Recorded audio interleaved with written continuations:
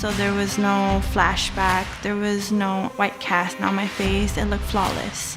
Because I really like how it gets that full coverage, but it's not feeling like it's caking my face.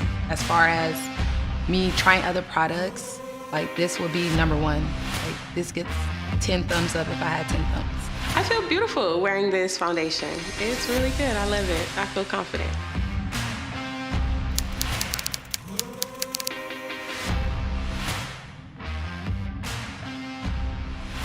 Oh, really? What? Oh my God, I would have never guessed. Wet n Wild, get out of here. No way. Oh, is it?